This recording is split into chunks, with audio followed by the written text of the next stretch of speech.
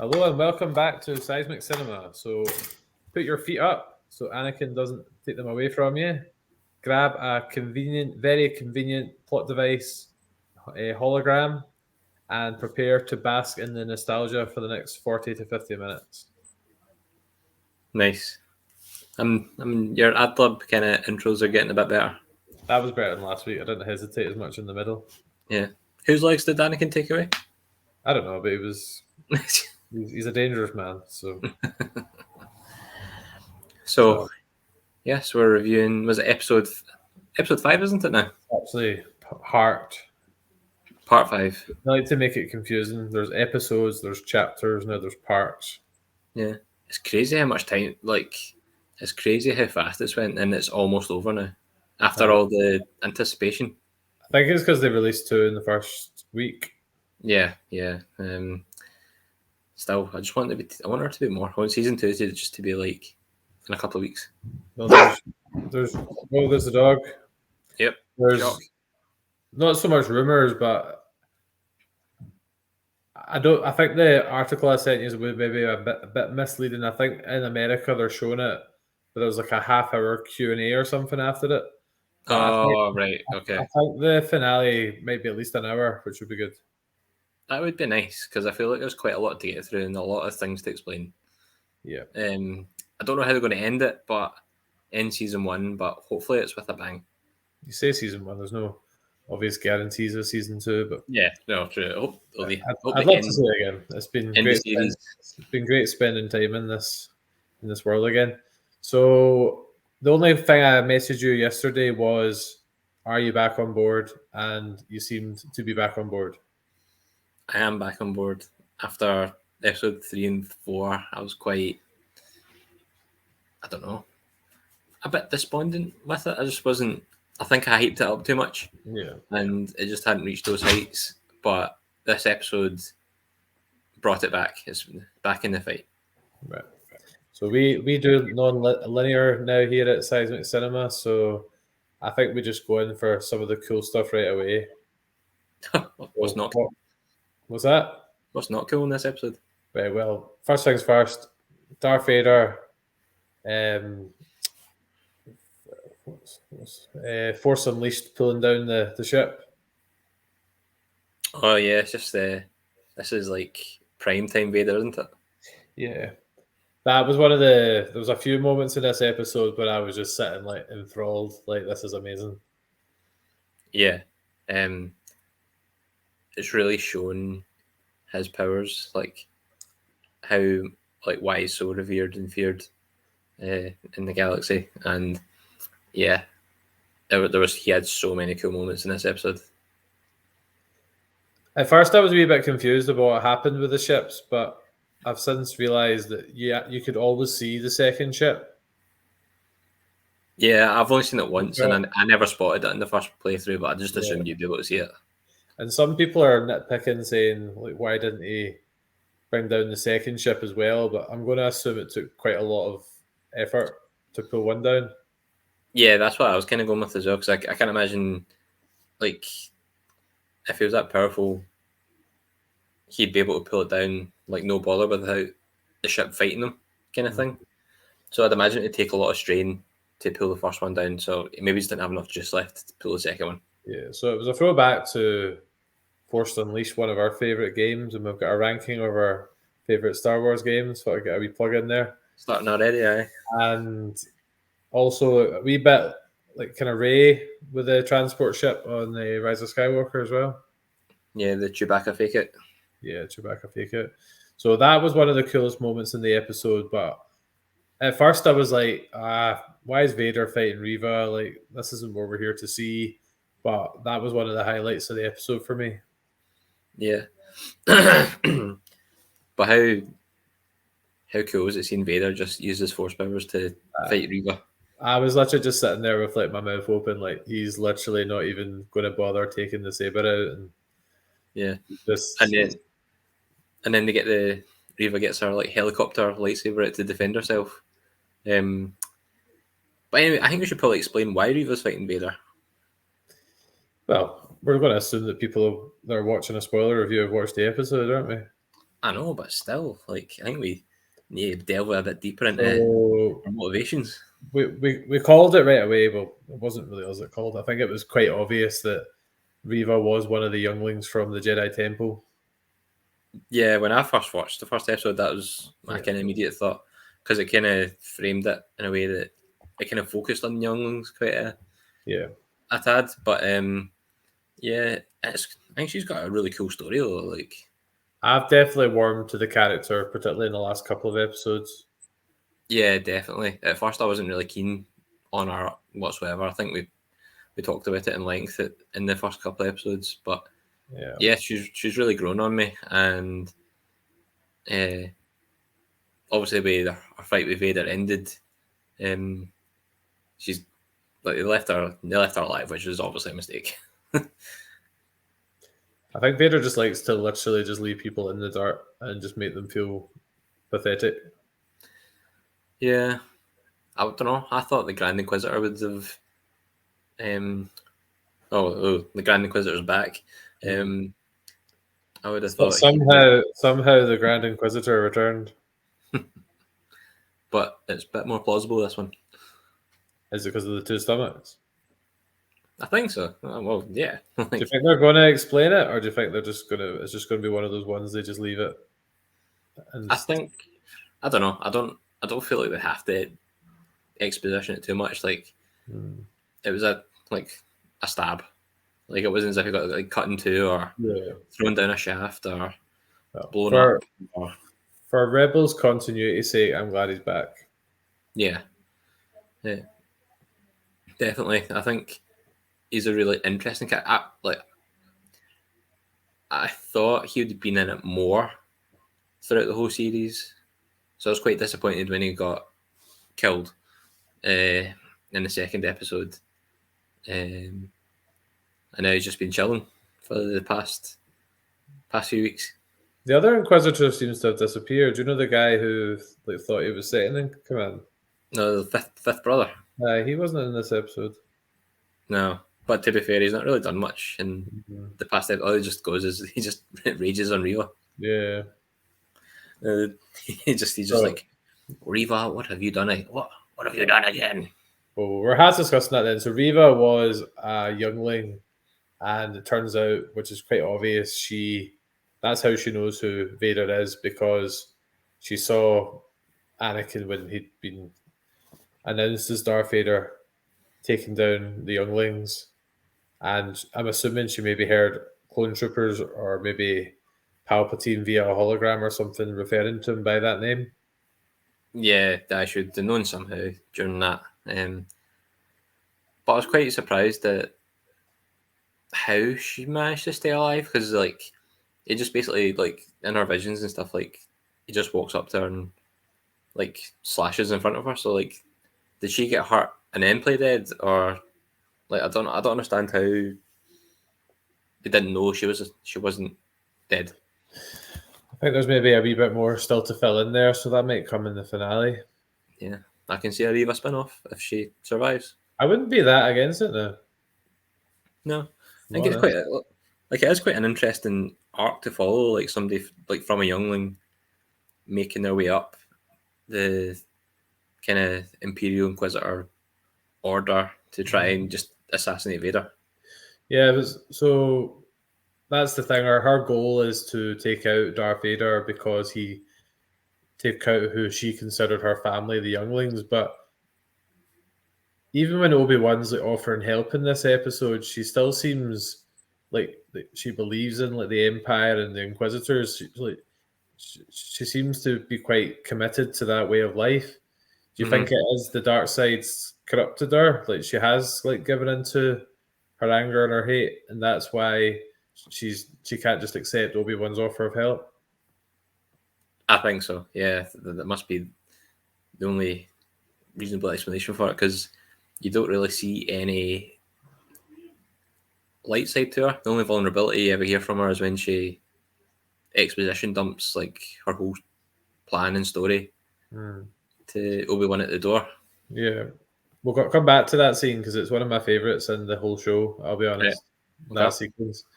But she was very kind of hammy in the first couple of episodes, they're really overplaying her delivery. A few of the reviews I've listened to, that was quite intentional. She's trying to play up to being a bad person when she's undercover, so maybe that's why she would overplay it a wee bit.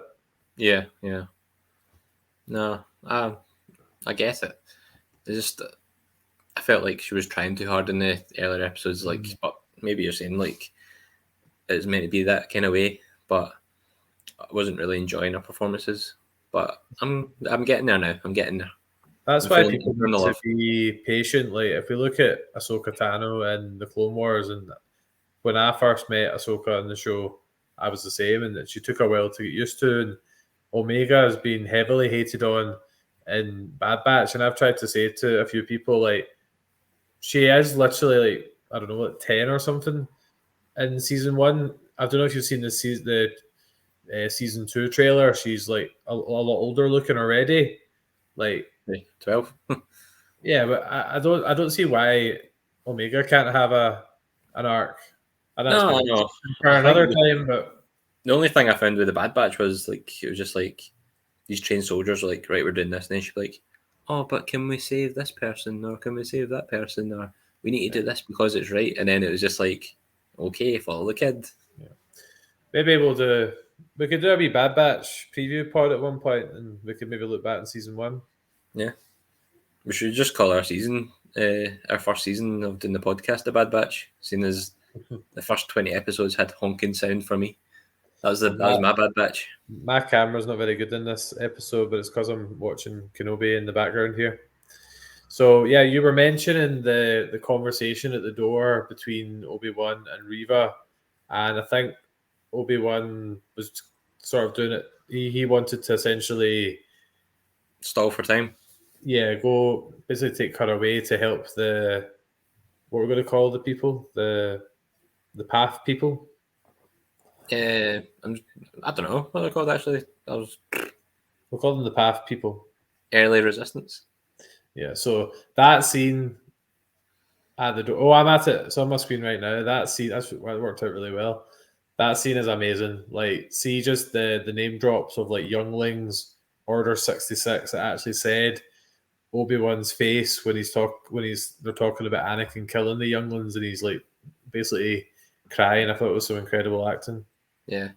Although when she was like, where were you when Anakin was like killing everyone? I want them to be like, hey, I was on Utapau taking care of Grievous. Come on. Yeah. What do you want me to do? I think he still feels a lot of that guilt, so maybe that's why he doesn't say it. Yeah.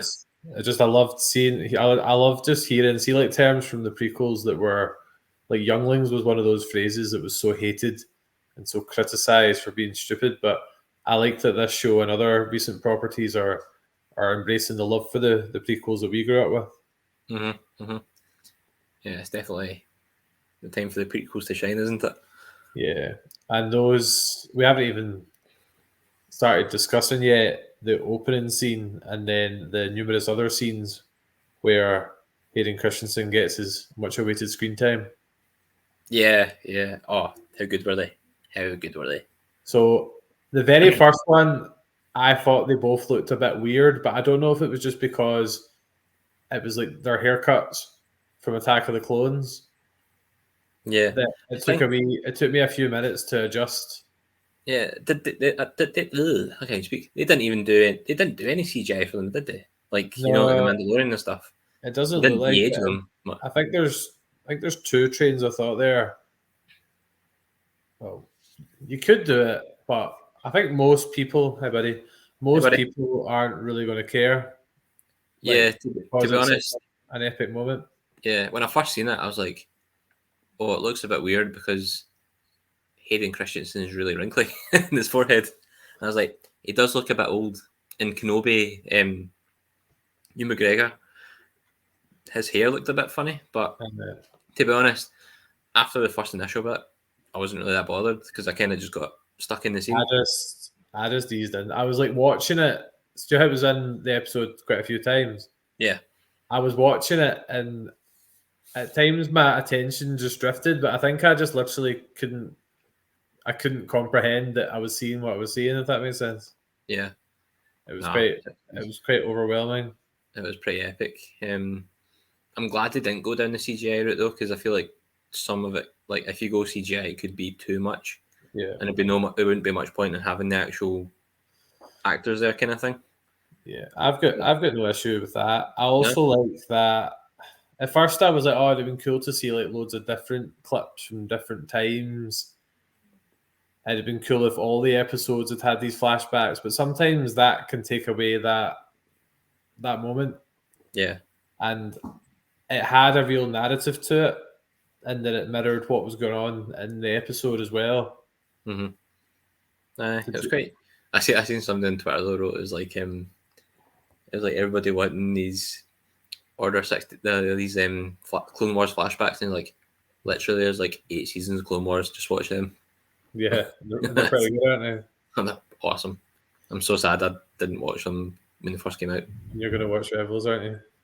I'm working on it. Yeah. So yeah, it's kind of hard to discuss the duel because it does link into so many different bits. Was there any particular bits of dialogue or aspects of it you enjoyed? I like the bit where he's talking about his kind of what is it? Is it impatience? And he's like, he's just going to attack. He's not going to go for a siege. And he also has that kind of lesson on Coruscant, the Jedi Temple, where he's just like attacking, and Obi-Wan's pretty much telling him like, you can't win a fight being the way you are. Yeah. I thought Anakin seemed really quite ferocious for what seemed like a friendly spar. Like he really seemed like he was going for it, didn't he? Yeah, trying to prove himself way too much. And that obviously is basically what the whole Attack of the Clones movie was like. And despite Attack of the Clones' faults with its CGI and some of the dialogue, it's a great story. Yeah. Like, the plot for Attack of the Clones is really good. See, this one, this episode, mind you're saying about earlier ones that were mirroring the movies. Yeah. Did this one didn't mirror any movies, did it? I saw bits like there's. I've totally forgot what they were now. I'll come back to me. Come back to me. But there's a lot of epic moments. The customary heroic robot martyrdom. Yep. So for our audio only listeners, me and Paul had a first where we chose the exact same screen name, Ned B. And I must admit, when Ned and Tala met their end, I was quite sad. Oh, definitely. Because like even like Ned B doesn't really do much or say much or doesn't say anything, but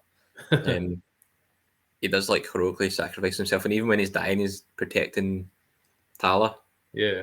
Because when the stormtroopers break through, they're just like storming the hallways. There's like must be about 50 stormtroopers like squeezing down these hallways, shooting.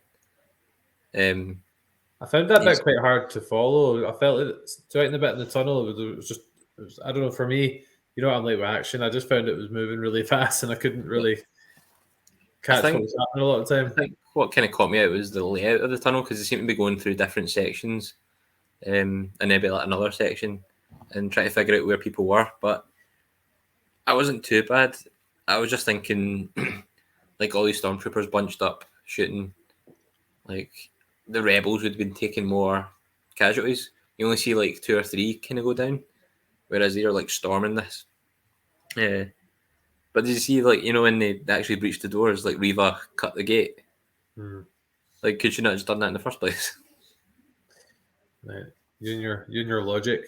No, you know what I mean. You know what I mean? Because I was like, like shooting the door with the heavy guns for ages. Like, maybe that weakened it. I don't know. Yeah. It's just when she cut it. Then we wouldn't have had that great scene at the doorway then. I know. I'm just very nitpicky. Couple of things just for that in my head. It's obviously not true now because of what happened to Ned, but I saw a theory somewhere that Ned was actually Wrecker in disguise. No No, way. Actually, I generally did see that somewhere. I intended to mention it before and I forgot. is that Wrecker was like tongue cut it? I don't know. And secondly, I've not mentioned this before, but how much is Ewan McGregor's like look and hairstyle Jamie Lannister laterally-esque, like later in Game of Thrones? Was it not early in the Game of Thrones he had that haircut? No, because he was really proper blonde with long hair. No. It was I like do see I you do know when see he the was resemblance though. you know when he was on like the run with Brienne and he had like he was wearing like shabby robes and it was Yeah. like the start of his character change. Mm. I think he's really channeling a bit of Jamie Lannister in this show. Yeah. Aye. To be fair, I can see it. I can see it. Total tangent, but what a character Jamie Lannister was. His ending wasn't great, but his majority of his art was incredible. Yeah. Questionable relationships, but we'll sideline that. So likable though. Yeah. The Anyway, man with the golden fist. moving on. So yeah, that was just a couple of things that I'd wanted to mention. I feel like there's so much that Leia, quite a bit part in this episode. Yeah, I think she did need a wee bit of a sideline to let Obi-Wan do his thing, but would you trust her with all those wires? I don't know. At first, I was like, they're just shoehorning her into the episode, and I think a wee bit they were, but at least she played a relevant part in helping them escape. Yeah, yeah. But one, who makes vents that tiny that you can't get into them? Only you need a small child to access them. And two, there was no way she was figuring that out unless Lola told her what to do. Maybe they're Ugnaughts. Maybe tiny Ugnaught babies. But I was waiting for Lola. You know, like Lola was like had done the hacking and stuff. Yeah. I was, you know, like she had like a wee buzzsaw in one of the first episodes. I was waiting for Lola just to like unleash the buzzsaw and like fly at Leia, but she just like head tapped her like. Yeah, Lola gave up quite quickly. I'm looking at the bit right now, Obi-Wan's whole plan, and there's a really good line. Obi-Wan says there are ways other than fighting, or something like that, which is an exact mirror of his line in A New Hope, where he says there are alternatives to fighting. Remember when Luke, Han, and Obi-Wan go on to the Death Star, and Han's like, "Can we not just like shoot up the place?"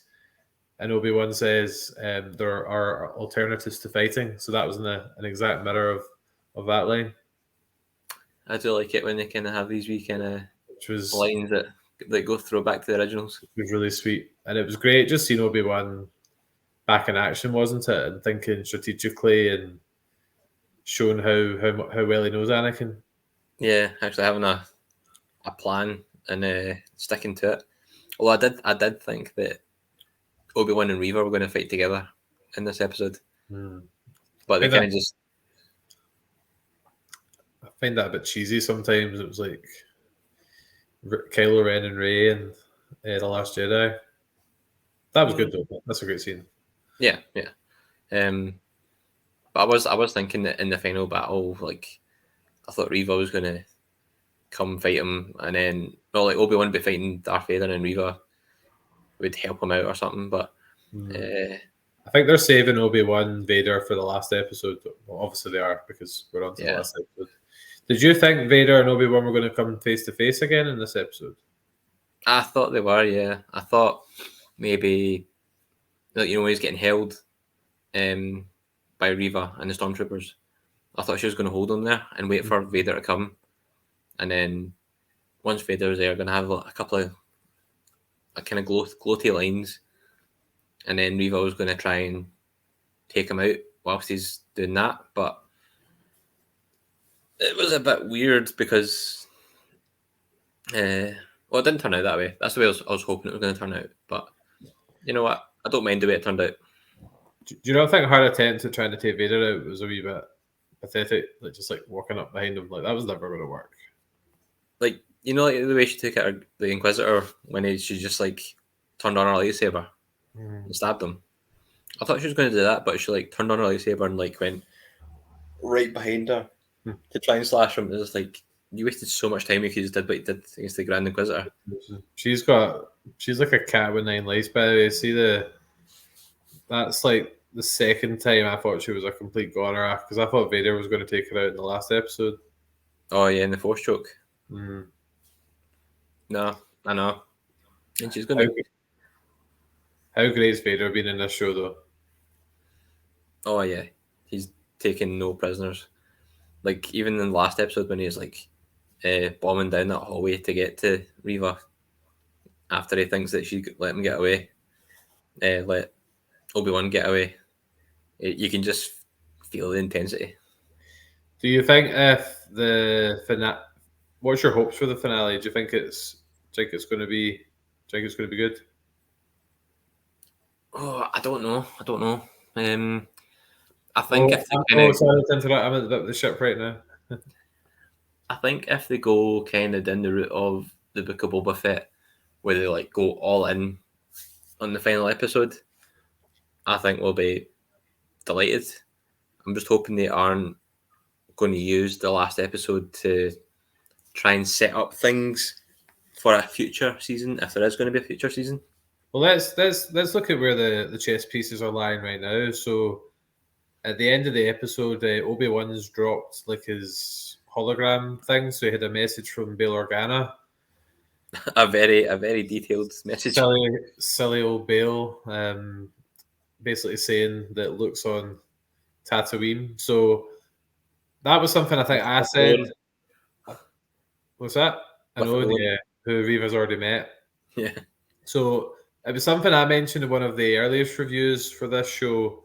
I said, I guess it was quite obvious, they did have to go back to Tatooine because that's where Ben ends up. Uncle Owen's only been in one episode and he was heavily billed, and Aunt Beru's not had any screen time at all yet, and young Luke had like a distance shot and a zoom in with the binoculars, but I think they had to come back into it. Yeah, I think they will. Be interesting to see what happens with it though. Who was I speaking to? I can't remember, and we're all kind of a bit like, how's this going to work with Leia? Like, I think this is where she departs because they can't have Luke and Leia meeting. No, but do you think something's going to happen to Leia, that like she's going to like lose her memory, or I don't know, like is Ben going to like do a Jedi mind trick or something to make her forget? Because I just feel like in the original trilogies, it just doesn't marry up with what's happening now. No, I don't really share that view because when Leia's on the Death Star in A New Hope and she finds out when Luke comes in, I'm here with Ben Kenobi, and she's like, Ben Kenobi, where is he? Let's go. Like, she did seem really excited to hear about him. Yeah. And they don't meet. They don't meet because he becomes one with the Force before the escape finishes. Yeah. So to me, I disagree on that one. I don't think that bit really bothered me personally. I don't know. I just feel like there's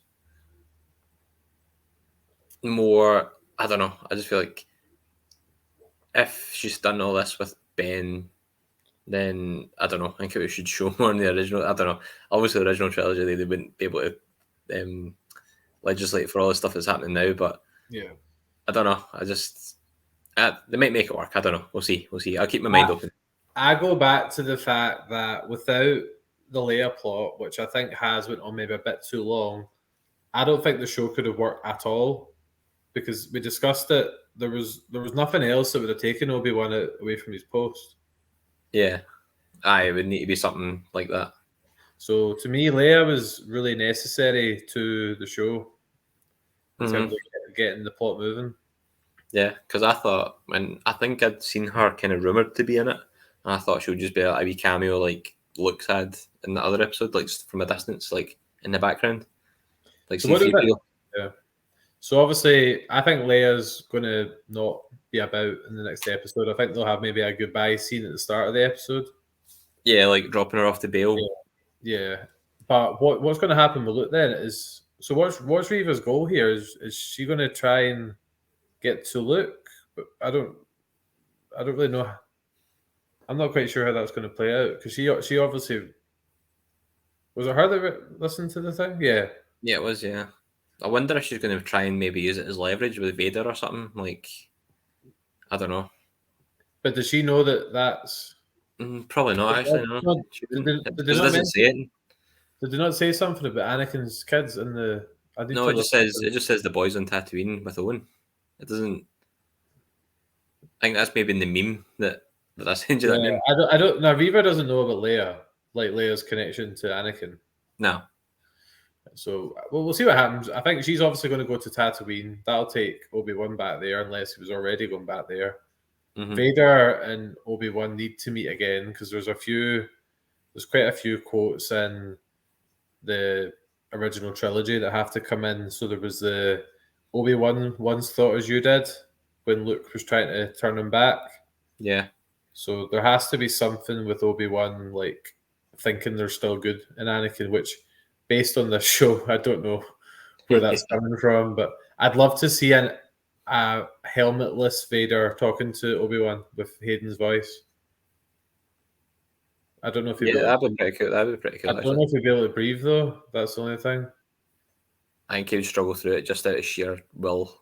No, but was Vader not struggling to breathe not because of the injuries he sustained from Palpatine's lightning and not so much as his inability to breathe out the mask? Probably, actually. But because like, he has his helmet off, like, you know, when his helmet comes down.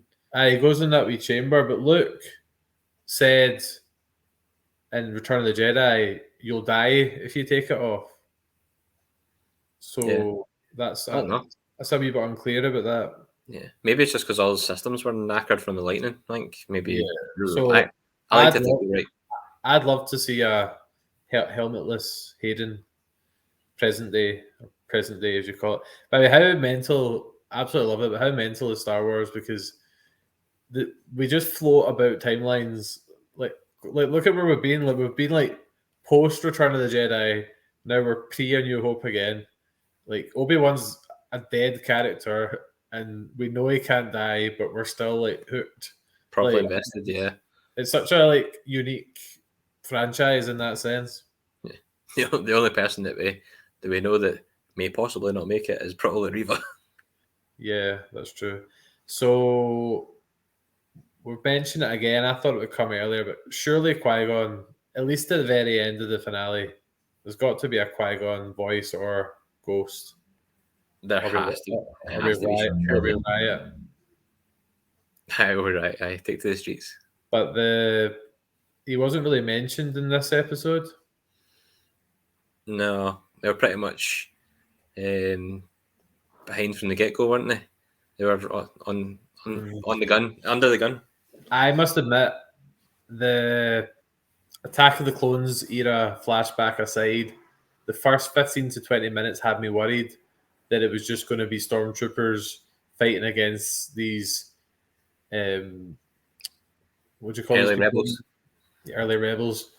And as the episode was keeping along, I was like, oh, is it just going to be another episode where they're just having a fight on this nothingless base? But yeah, once Reva and Obi-Wan had that conversation, which was amazing, and then Vader's antics, and yeah, it really did kick on. Yeah, how good was it? Like Vader revealed that he always knew that Reva was plotting against him like the whole time. Yeah, but he knew she was a youngling. He called her youngling as well. Yeah, I loved seeing and again, this show is not holding back. I love seeing Anakin taken out. We actually saw, not in great detail, but we saw Anakin taking out some of the younglings. Yeah, just a wee flash here and there. The scenes in the duel were cool, but how cool was it seeing Hayden walking with the hood up in the temple? What was that? A car going past my house. All right. Did you not love seeing Hayden walking through the Jedi temple with the hood up, and then like the close scenes of his face and stuff like that? And you can see the scar and that, the scars and stuff. Yeah, it was awesome. There was something I mentioned, didn't mention, but I meant to mention. I saw again, just one of the reviews I watched, that was possibly Anakin's trial to become a knight, where that duel was happening, or part of it, and that could potentially be why he was going so hard. Oh, right, okay. And so what? So would Obi-Wan be testing, like marking him there, kind of thing? Possibly. I don't know at what point Anakin became a Jedi Knight. I assume between Attack of the Clones and Revenge of the Sith, because he's a Jedi Knight in Revenge of the Sith, I would say. Yeah. Because he's Obi-Wan's, although he calls him Master, Obi-Wan's not technically his master anymore. It's just a bit like we would call What is in the Clone Wars, the animated series? He's a Jedi Knight, isn't he? Because he gets rid of his wee rat tail thing. Yeah, it's just a bit like we would still call some of our former teachers sir. Do you know what I mean? I still do. I've kind of transitioned out of that for obvious reasons, but yeah. So anything else? Qui-Gon going to appear. Obviously, we're going to Tatooine. Leia probably going. Yeah. Do you think there's going to be any other kind of weird and wonderful cameos? We are going to Tatooine, so I would never say never. I think there's maybe enough pieces on the board though at the moment. See with the Grand Inquisitor, Reva, Vader, Obi-Wan, the Larses. Like, do you think Obi-Wan's going to fight the Grand Inquisitor? I think maybe. I think Obi-Wan's going to save. Do you think Obi-Wan's maybe going to save Luke or save Owen in this one, and that maybe changes things a little bit? So. He'll need to save them at a distance, won't he? He'll need to intercept them way before they get anywhere near. Yeah. Interesting to see how it all plays out. Yeah. Do you want to watch it? Do you want to watch it together? The last one. Yeah. If we can get that organized. What logistics, Yeah. Right. Well, I think we've covered. Is there anything we've missed? Yeah, I don't think so. See, towards the end of the episode, they were still trying to get away from like they said they were after them, and their hyperdrive was broken, didn't they? There's one of your Empire links. That was one of the ones I heard. The hyperdrive. Now, what was it? That the Millennium Falcon's hyperdrive breaks in the Empire. Oh, right, okay, got you. Right. Oh, there was a cool bit we didn't mention in last week's episode. Last week's episode, despite being rubbish, did have a lot of great Easter eggs, by the way. It was the scene when Obi-Wan rescues Leia in the interrogation room, and he says, "I know," and the lighting in the scene. That's the boy racers again. The lighting in the scene is very similar to the lighting in Cloud City when Han says, "I know" to Leia. Right, okay. Orange and blue light. I see. Never noticed that. Yeah. I'm going to just give a shout out to some of my favourite YouTubers here because I tend to reference a lot of their points. I do say that they're not mine, but one of my favourites is, I've mentioned him before to you, Paul, a guy called Christian Harloff who used to be on a YouTube channel or show, Jedi Council. He split from that and now does one called Sith Council, and I listen to him a lot. So you turned to the dark side then, did they? Yeah. There's another one that's was Jeremy Johns. You ever listen to him? I have not. I think you've talked about him before though. Yeah, some of the good breakdown ones, heavy spoilers. Nope. There's another one I listen to quite a lot, but I can't. Is it what's it called? Screen Crush, I think it's called. Right.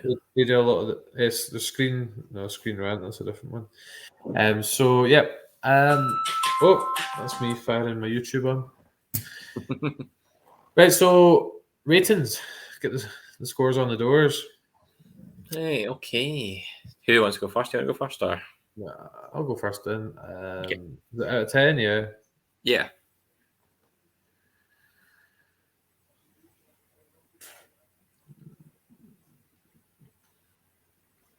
The podcast is still on, by the way, in case anyone's listening. Colin's just taking his time. It's a difficult one. Like, I don't think there's a lot. I don't think there's much, if anything, I didn't like. Yeah. Probably. Although, have you noticed in like all these episodes, there's been a distinct lack of TIE fighters everywhere. Like they always seem to escape in a ship, and it's just like there's no TIE fighters anywhere. I'm gonna go 9.5. 9.5. I think it had enough epicness and heart and the callbacks. Where did you lose your 0.5? I just think the first 10, 15 minutes, just apart from the flashback, it just felt like it was going to just be that, just a kind of battle between people we didn't really care about and some stormtroopers with a wee bit of Obi-Wan, etc. thrown in. So that's kind of what it felt like in the first wee bit. Oh, did you see all the lightsabers? Did you? Yeah, I saw that. Is that just ones that people have ditched and or just try like Probably people that are involved in the path, yeah. Yeah, and just try to get rid of their old identities. Yeah. And, yeah, 9.5. I think it's my favourite out of the 5. I would probably agree with you on that one. Episode 2 is probably my favourite up until this point. But this one that's my second least favourite. Save for the ranking episode, mate. I'm still gonna do that. Aye. So out of 10, what did I give the last one? Was it 6? Lower than 5. that. I think it was a 5, wasn't it? I went like a 5. I think. Yeah, I think I was. I think it was maybe. I think that was maybe a wee bit harsh looking back, but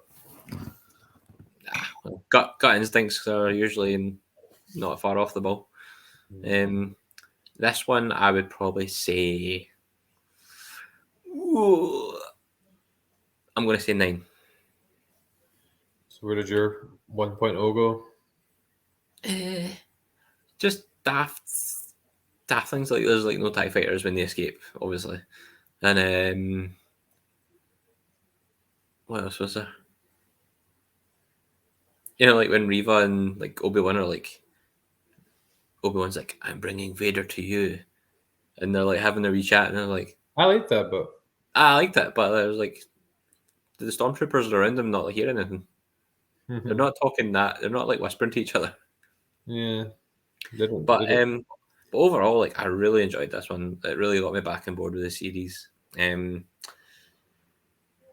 thought Vader and Reva's fight was pretty good. That it just showed like you'd think Reva, being the young, agile one full of rage, that she'd be able to put up a better fight. But at the end up, she just gets shown up to be like basically the youngling back in the temple, and Vader, she's at Vader's mercy. And Vader shows some like pretty good moves. Like see when he gets her lightsaber and snaps it in two, and he's like, "There you go, come again." Yeah, it's good. Nah, it makes me happy when you get back on board with things because you can be awfully grouchy when you're not enjoying it. I know. I need to stop that. But there's a lot of Star Wars to look forward to. I'm really looking forward to Andor in August, actually. Yeah, definitely. I enjoyed the trailer, and we've got the Bad Batch season 2. We have Ahsoka next year, which is Rebels .4, which I'm really looking forward to. We've got Mando season 3, and we've also got there's a season 2 of Visions coming out next year, which I'm looking forward to. Yeah, I'm looking forward to that as well. I rewatched the first episode just to see when I eat my breakfast sometimes because they're quite short. They're good to watch. The Duel. The Duel, yeah. That's the one. Ronin. The Ronin he's called. Yeah, and the droid comes flying out of nowhere. With the whistling birds. Yeah. That was gas. I really enjoyed Visions, like on the whole. Do you watch it in? I've done both. I Like watched it in Japanese and in English. Yeah, I watched it in Japanese because I didn't realize you could change it. Yeah. So we've got that. There's an animated show about like Norman. Tales of the Jedi or something. It's going to be like wee shorts, and I think there's going to it's like prequel era Jedi that are going to be animated episodes. Yeah. There's going to be a young Dooku episode, which sounds really cool as a Jedi. That'd be quite interesting to see how he was when he was younger. And there's also Jude Law's new show that was announced. Oh, Skeleton Crew. Yeah, I like Jude Do we Law. have any idea what that's actually about? No. No, I don't know. In the past, I'd have been like, "Oh, need a Star Wars movie," and it will be great when we one day, because I'm sure we will go back to the cinema. But I'm really on board for the TV. See, just having an episode a week to look forward to and digest. Yeah, I know. I'm really looking forward to Andor because I really loved Rogue One. Rogue One was like one of my favorite ones, and Andor was one of the standouts for me. Mon Mothma's in the trailer, Young Mo. and Fiona Shaw's in it. Petunia from Harry Potter, Aunt Petunia. I'll pretend I know who that is.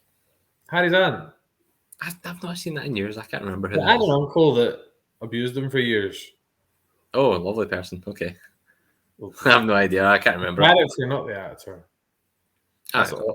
that's awful, Harry. No wonder you didn't take part in our Harry Potter ranking. I know.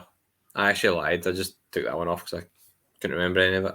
It's maybe worth just mentioning while we're on the line that ourselves and Andrew Strachan from Strachan's podcast are going to be hosting a quiz night on Saturday, the 2nd of July at the golf club in Dunoon. While Paul's away, I'll just do the plugs. So we're on social media on Facebook and Instagram, so give us a follow. We're on Twitter with over 700 followers now, which is great. So get following. And you can listen to this on YouTube, Spotify, Anchor, Good Pods, Apple Podcasts.